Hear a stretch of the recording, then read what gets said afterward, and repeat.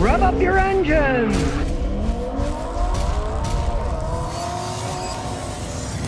Okay, today I got a common problem with a vehicle we're going to try to fix. This F-150 has a lot of hesitation, especially when it's going uphill. There's a lot of things can do it. This has 200-something thousand miles. It's on its second engine. This is a Jasper rebuild, and it's also on its second automatic transmission. And as you can see by the shiny plastic underneath there, it recently had the intake manifold replaced. It's the fourth one. It's plastic intake manifold on top of a metal head. Stupid idea, right, bud? That's what Ford did, and that's been replaced a bunch of times. Now, rather than waste time guessing, we're going to start out with raw data in the scan tool. We're going to diagnose it. I hear it beeping, so it's doing its thing. Now, it's a Ford. We'll do a standalone diagnosis. Now it's a Ford F-150, 5.4 liter V8, automatic tranny. And as we can see here, got a lot of miles, 278, 766.2. The old ones put tenths, the new ones don't. It's older, so it's kind of basic, but as we're looking around, we can see the leather's seen a little better days, a little worn, but hey, he's driven the heck out of this thing. He's giving it to his son now. And it's a Ford, so realize it's on its second engine and its second transmission. They both crapped out around 200,000, so lasted a while. So here we go. The general electrical module has a problem. We'll see what that is. So it's testing things itself. It just opened that window by itself. They do all kinds of weird things while they test themselves. Okay, so it's got safety belt work. None of this has anything to do. It'll also make it beep at times. It's crazy. None of this has anything to do with it running poor, so we'll just get rid of those codes for now. So let's go to the PCM, see what codes are there. Got the continuous ones first. Check if system is not complete. We don't care about that, but system is too lean on bank 1. And let's look at that data. It was adding all this fuel, and it was when the vehicle was standing still. 635 RPM, 0 miles an hour, right? So bank 1 is running lean at idle. Just one bank. That's almost invariably some type of vacuum leak. Let's say it was running lean in both banks. Could be a weak fuel pump. That affects both banks. This only affects bank number 1. Now, bank 1 on this Ford V8 engine is the passenger side. So there's probably some kind of vacuum leak on the passenger side. I mean, it could be other things. We're going to go through the rest of the data before we start investigating. So it has a code here for the hybrid electrical cluster. That probably has nothing to do with it too, but we might as well look at the data while it's there. It says oil pressure switch failure. Now we're going to erase it. Start it up, look at the oil pressure. Well, it's working perfectly fine now. Perhaps somebody unplugged it doing work before. We're going to look at live data right now. And what we want to go to is any information on fuel trim first. On the number 1 bank, the fuel pulse is 4.42, but on the number 2, it's 3.88. This is always higher than that. It's adding more fuel. Now that's at an idle. Let's rev it up and see what happens. Then you can see it more or less evens out. Sometimes one fuel width is higher, sometimes the other.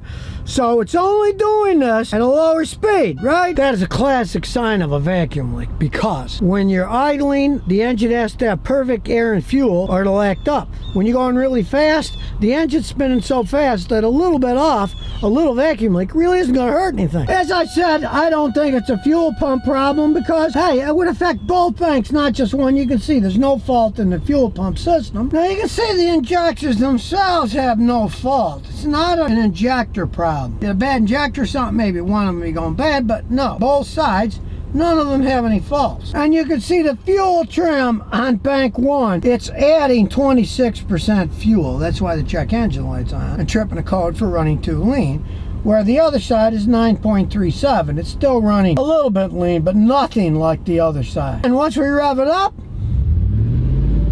the trim goes down. But now as I scroll through, oh, red data, the throttle position rate is way too low. That's an old truck with a lot of miles on it, but when it's that far off, I'm going to put in a throttle position sensor. Now we go on to the hood. It's an old-fashioned cable throttle. Here's the throttle position sensor. We unplug it.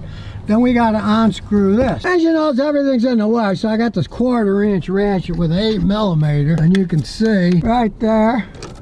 I'm going to unscrew this to get it out of the way, because we have to pull this out of the way in order to get to the 2 screws here. Now I found these screws are so corroded, I couldn't get a screwdriver to turn, so I put a screwdriver socket in the little wrench, and as you can see, well, it fell in. I'll have to get another one. You know that was going to happen. Then when we get the other screw off on the bottom, I don't know why they make them so long, but they do. Look at that thing. There we go. And we put the new one on. And then we screw it in place. First do it with your fingers, then you can use the ratchet to finish it up. Now we bolted it on. We'll snap it back in. Let's hope it fits. Snapped in.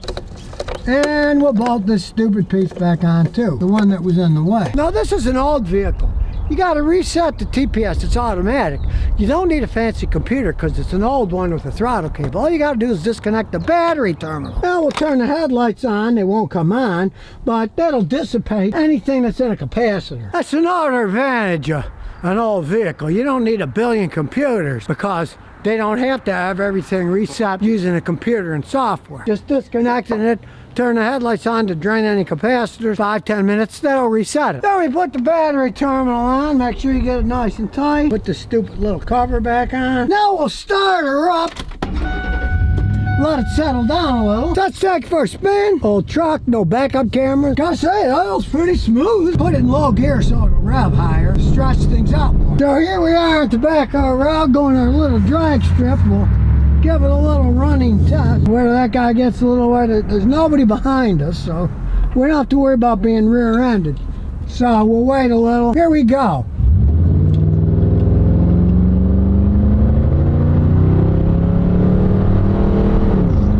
Slow down some, slow down to like 40, and then we'll floor it and see how it passes, how it accelerates.